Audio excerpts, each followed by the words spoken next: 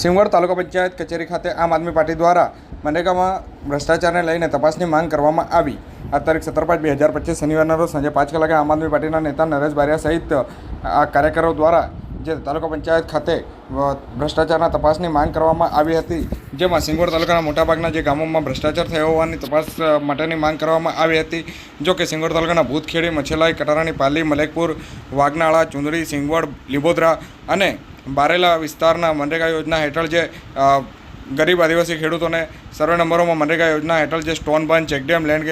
Levelling અને કૂવા જેવા કામો છેલ્લા 3 વર્ષમાં મનરેગા યોજના હેઠળ મંજૂરી કરી હતી અને તે વિસ્તારના ખેતરોમાં નકલો કાઢી આધાર કાર્ડ મેળવી અને એક જ કામો બતાવી ટીડીઓ, એપીઓ, ટેકનિકલ, જીઆરએસ અને એજન્સીની મિલીભગતથી કરોડો રૂપિયાનો ભ્રષ્ટાચાર કર્યાનો આક્ષેપ કરવામાં આવ્યો હતો અને જેની તપાસ કરી અને ગુનો દાખલ કરવામાં આવે તેવી પણ માંગ કરવામાં આવી હતી। અને જો આ રીતની જો ચોક્કસ કોઈ તપાસ ના કરવામાં આવે તો આમ આદમી પાર્ટી દ્વારા આવનાર સમયમાં આંદોલન કરવાની પણ ચીમકી ઉચ્ચારી છે।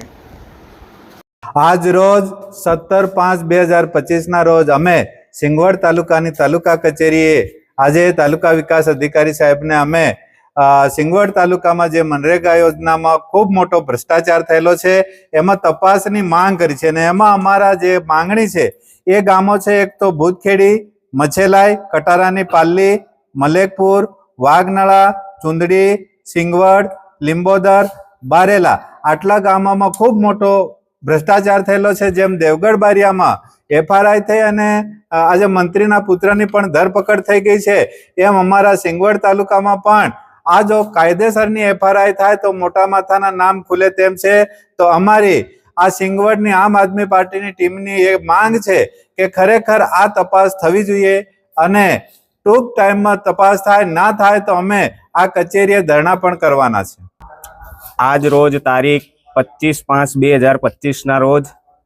જેમ દેવગઢ બારિયા અને ધાનપુર તાલુકામાં મનરેગા યોજનામાં થયેલા કૌભાંડની જેમ અમારા કટારાની પાલ્લી ગ્રામ પંચાયતમાં માટી મેટલ રોડ, સીસી રોડ અને જૂથ કેવાની અંદર મહાભ્રષ્ટાચાર થયેલ છે, જેની તાત્કાલિક તટસ્થ તપાસ થાય એવી અમારી માંગ છે।